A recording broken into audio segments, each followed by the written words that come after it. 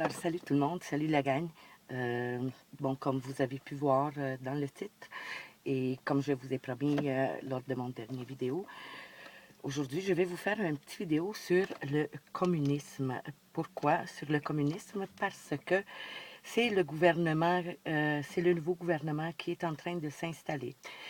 Donc, c'est pas pour rien que notre cher premier ministre Trudel, il a... en fait, c'est pas pour rien qu'il disait beaucoup respecter, avoir de l'admiration pour Mao Tse-tung, c'est l'ancien dictateur de la Chine, ou encore lors de la mort de Fidel Castro dernièrement, il a chanté ses éloges et d'ailleurs sur Twitter, et d'ailleurs c'était le seul président, la seule autorité qui a mentionné des belles choses et qui a chanté les louanges de Fidel Castro. Donc, il y a aussi, comment qu'on peut voir, c'est toutes les décisions qui se prennent malgré le peuple, même si le peuple ne veut pas. Vous avez aussi la surveillance qui est accrue et vous avez nos chers Antifa. Ouais, nos chers Antifa qui se promènent avec leur drapeau du communisme. En fait, c'est ça qui m'a frappé en premier quand je les voyais. Leur drapeau antifasciste, c'est pas si pire, mais le drapeau de l'ancienne Russie, le drapeau rouge, là, c'est très, très mauvais signe. Surtout quand c'est toléré dans nos rues, dans un pays où nous avons la démocratie. Oui, donc, aussi, pourquoi je vais vous en parler, puis je trouve que je suis la bonne personne pour pouvoir commenter là-dessus, c'est parce que je suis venue au monde dans un pays comme ça, dans un pays communiste. C'est l'ancien bloc de l'Est de la Russie. Je vais vous parler aujourd'hui surtout un petit peu sur comment qu'on vit dans le communisme. Nous avons plusieurs pays en ce moment. Vous avez la Chine, vous avez la Corée du Nord, que c'est le communisme, je pense, le plus intense qu'il puisse y avoir. Vous avez aussi l'Afrique du Sud, pas mal tous les pays d'Afrique qui commencent à devenir communistes. Donc, je vais vous expliquer un petit peu c'est quoi la vie de tous les jours dans le communisme et vous allez voir que c'est pas vraiment rose. Aussi, un petit peu avant ça, je vais juste vous faire un court résumé historique sur le communisme. Qui a parti, en fait, c'est Karl Marx qui a commencé ça, qui en a écrit la théorie. D'ailleurs, son livre, il n'est pas trouvable sur le marché. Donc, en fait, le communisme, ça appartient en Russie. Un petit peu avant la Deuxième Guerre mondiale. Non, un petit peu après, ben, au milieu de la Deuxième Guerre mondiale, c'est-à-dire en 1917, il y a eu la révolution bolchevique. Bon, les bolcheviques, le bolchevisme, c'est quoi? En fait, c'était les personnes qui vivaient en Russie de religion juive, c'est-à-dire, moi je dirais plus les zionistes, mais zionisme, judaïsme, c'est un petit peu la même chose aujourd'hui. Quand on parle des bolcheviks, en fait, c'est un peuple de Khazars, c'est dans l'ancienne Turquie qu'ils vivaient. Et puis, c'est un peuple qui est très révolutionnaire. Donc, si vous voulez, aujourd'hui, c'est notre élite, c'est eux autres qui vous contrôlent, c'est eux autres qui contrôlent le monde depuis très, très longtemps, d'ailleurs. C'était les bolcheviks. Les bolcheviks, c'est le tsar de Russie dans ce temps-là, et ce fut aussi le dernier tsar de Russie. Il trouvait que ces gens-là, ils nuisaient au peuple, c'est-à-dire qu'ils ils se tenaient toujours dans des grandes agglomérations et ils vivaient uniquement de l'usure et de la fraude et ainsi de suite. Donc, prêté à intérêt. Et le tsar s'est rendu compte que ça appauvrissait sa population, pas mal. Donc, il a confiné ces bolcheviks, ces juifs-là, dans un endroit en Russie et il n'avait pas accès aux autres territoires, c'est-à-dire que le tsar a enlevé l'accès à ces gens, à tout son peuple russe. Donc, en 1917, la révolution bolchevique, les bolcheviks ont réussi ils ont tué le tsar de Russie ainsi que toute sa famille, et ils ont pris contrôle du pays. C'est-à-dire que en prenant contrôle du gouvernement après la révolution, c'est-à-dire que chaque révolution que nous connaissons aujourd'hui sur la Terre, nous pouvons dire que chaque révolution connue à date, ça a toujours été parti par les bolcheviks.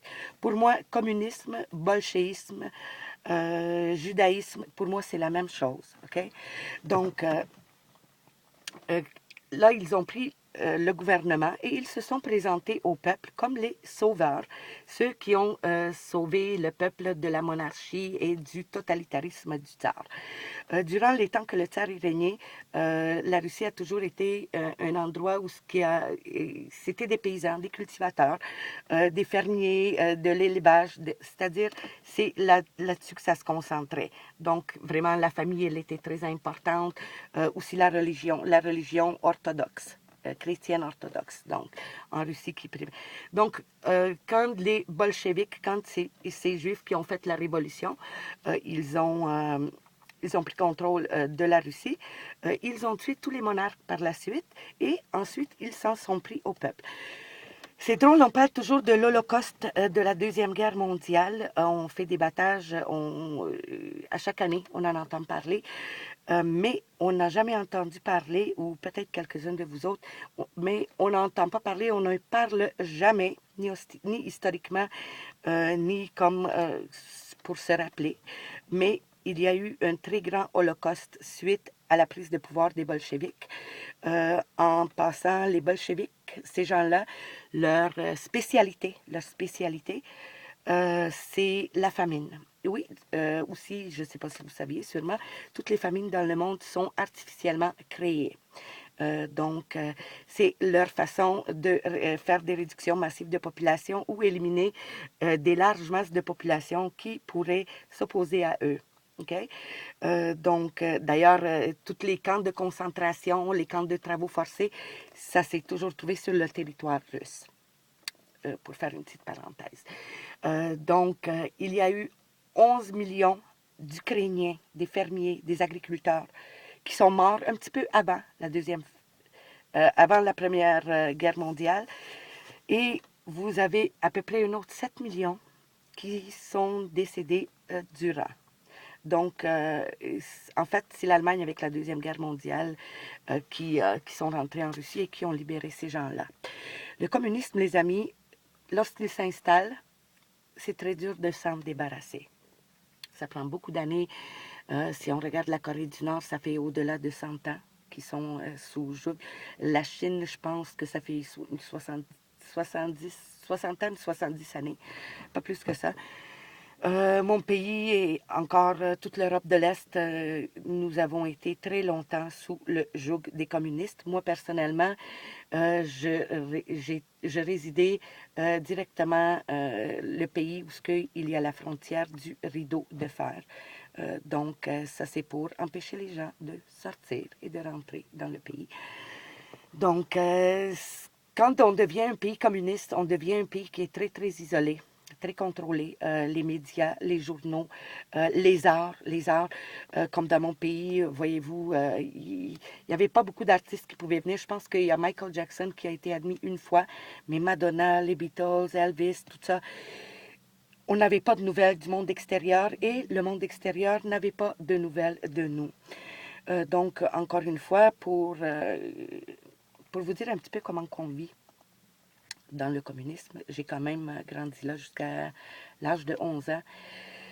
C'est très difficile. Tout est portionné. Premièrement, la nourriture est portionnée. Donc, les épiceries en tant que telles, ça existait pas dans mon temps. Il y avait les petits sacs où on distribuait le pain, un demi-pain par jour pour une famille de 4 personnes. On recevait un poulet par mois et 1 kilo de viande rouge par mois aussi, qui était habituellement du porc et il y avait beaucoup plus d'os que d'autres choses. Donc pour survivre, il fallait connaître quelqu'un qui avait une ferme ou Moi, dans mon cas, ma grand-mère était bourgeoise, donc on avait quand même beaucoup de terre. On avait une zone à nous complètement, donc il y avait des paysans qui habitaient, qui avaient construit un village là, et qui, c'était nos terres, donc j'ai quand même eu de la chance parce que j'avais accès à des produits laitiers quand même régulièrement, une fois par mois. Ça, c'est régulièrement. On avait quand même accès à un peu plus de viande. Mon grand-père aussi avait un très grand jardin qu'il tenait en bordure de la ville où on habitait. Donc, j'ai pas été la moins chanceuse, pour être honnête. Il y a aussi le portionnement sur tout ce qui est ressources. Tout ce qui est ressources est exporté et les gens qui sont au pouvoir, ils empochent l'argent, tandis que le peuple, il crève de faim. Dans le communisme, tout le monde est payé le même salaire. D'accord? Donc, que vous soyez un médecin, que vous soyez la personne qui nettoie, qui fait le ménage dans l'hôpital, vous êtes payé le même salaire. Et vous faites partie automatiquement du Parti communiste. Et chaque vendredi, chaque semaine, il y a des meetings où ce que vous êtes obligé de participer. Où ce qu'il y a des échanges, mais où ce que vous n'avez pas le droit de dire c'est quoi qui ne va pas, c'est quoi qui ne fait pas votre affaire. Parce que vous disparaissez 2-3 jours à la fois, puis vous revenez chez vous et vous vous levez pas bien, vous n'êtes pas capable de marcher pendant 2 semaines. Donc, c'est la correction, on appelle ça la rééducation, les amis. D'accord? C'est une des raisons pourquoi moi et ma famille, nous avons quitté notre pays. Donc, des vacances, les seules vacances où ce qu'on pouvait aller, c'était des autobus, des voyages organisés en Russie, qui était un autre pays communiste, et en Tchécoslovaquie. Autrement, il n'y a personne qui pouvait sortir du pays. Les passeports n'étaient pas accordés. Lorsqu'on accordait des passeports, c'est pour une famille, c'était toujours un adulte, un enfant à la fois. Donc, on ne laissait jamais quitter la famille au complet, tout ensemble. En ce qui a trait à l'énergie, donc de l'eau chaude, de l'électricité, que ce soit été ou hiver, il y a des hivers d'où ce que je viens. Quand même, les températures peuvent descendre à moins 10, moins 15.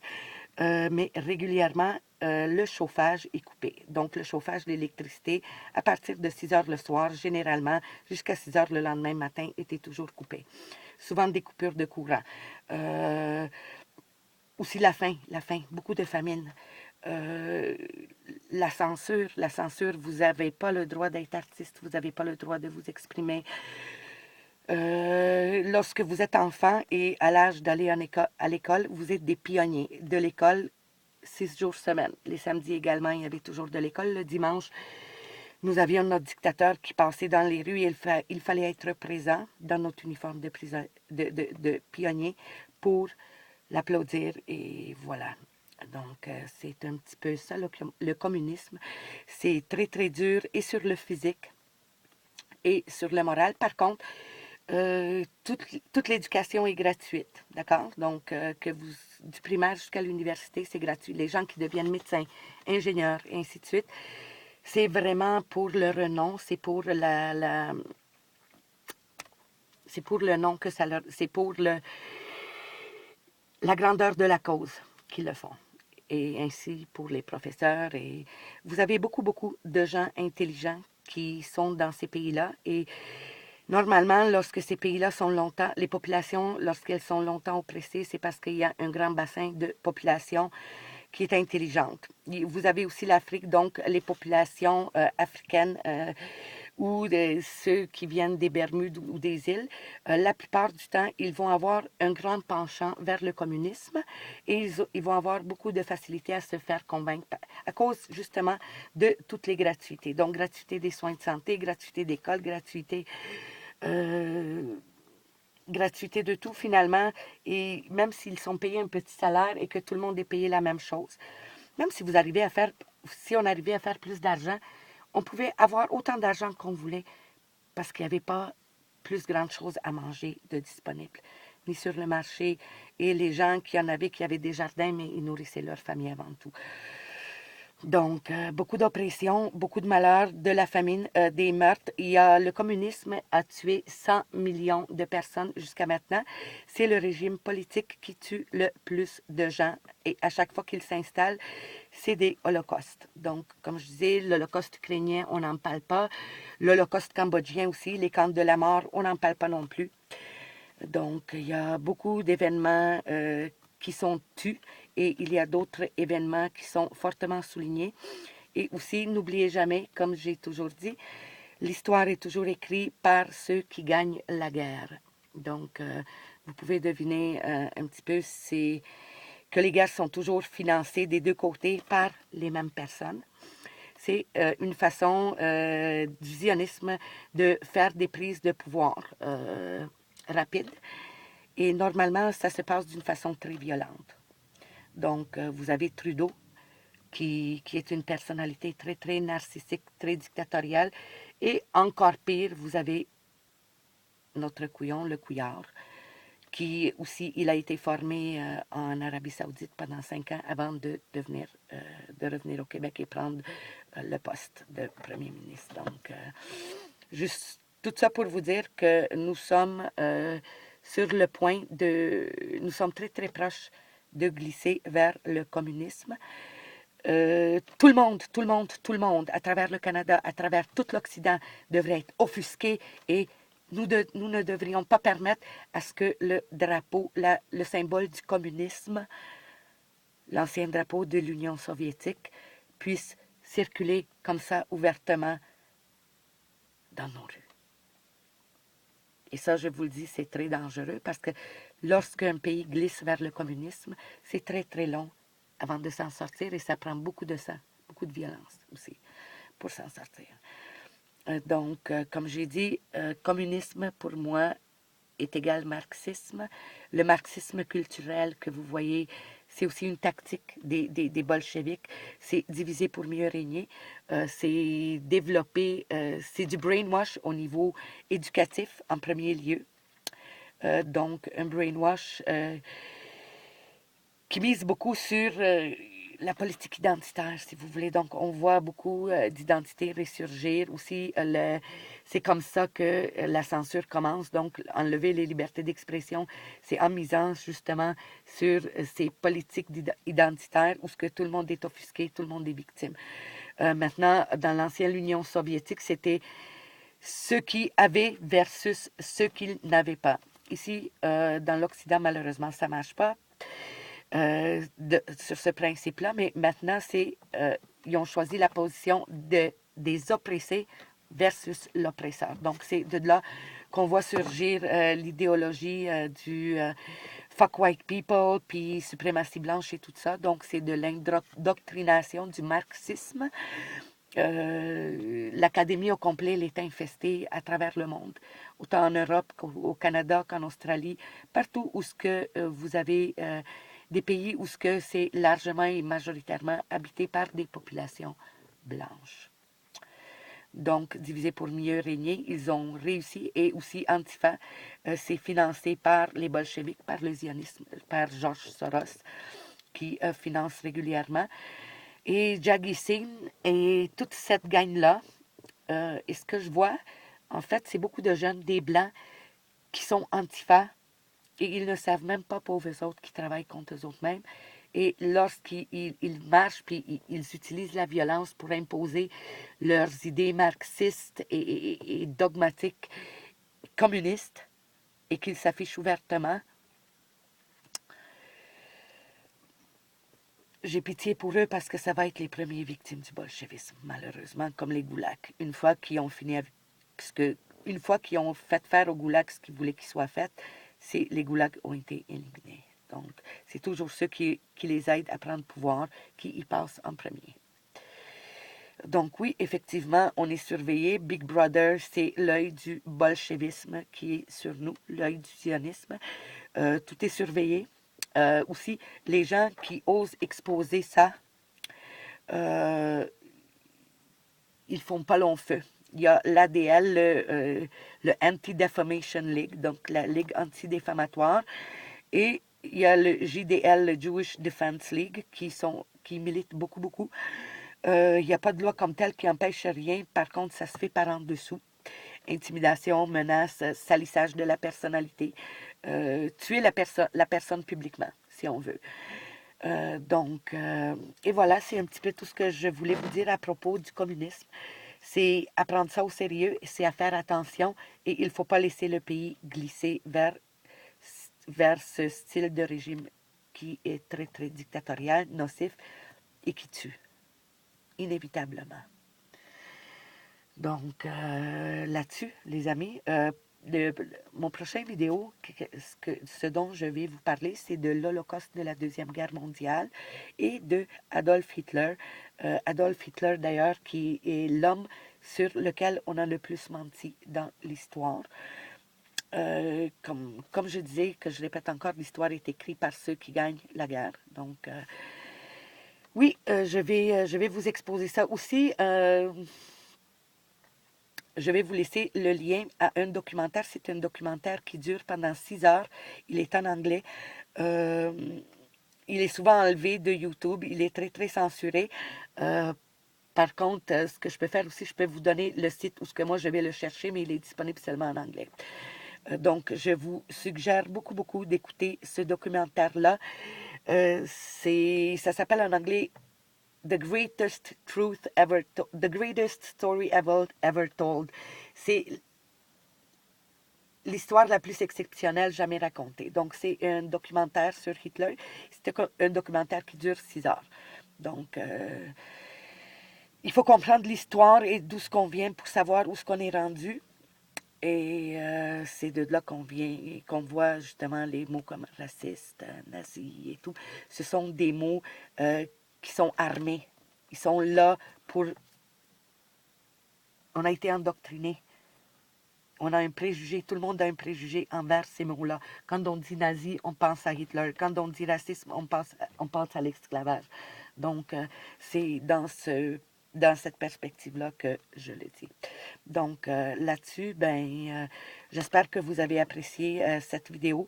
Je sais que ce n'est pas des très bonnes nouvelles, mais vous avez des gens ici parmi vous qui ont vécu dans ce genre de régime-là. Et ce que je vous conseille, c'est de les écouter, ce qu'ils ont à dire là-dessus. Et juste pour vous dire que ces communautés-là, donc les Européennes de l'Est, en ce moment, on se débat comme des diables dans l'eau bénite pour arrêter et empêcher tout ça. Mais il est important aussi, puis évidemment, nous sommes les premiers visés à éliminer, donc des médias sociaux et aussi de la place publique, si on veut, parce que nous sommes au courant de beaucoup de choses, ayant vécu à côté de tout ça, que la plupart du monde, l'Occident, ne sont pas au courant. Donc, c'est en exposant ces choses-là qu'on peut mettre le doigt sur le vrai bobo, qui pour l'instant semble être l'islamisme radical. Oui, c'est un problème, effectivement. Ce que je veux que vous sachiez et que vous preniez en considération, par contre, c'est que c'est un outil. L'islam sert comme outil. Les musulmans, on s'en sert comme outil. Donc là-dessus, je vous embrasse fort et je vous souhaite une excellente semaine. Il en reste 2 jours. Et je vous reviens sous peu avec un léger exposé sur ce qui est important à savoir. Merci, salut tout le monde.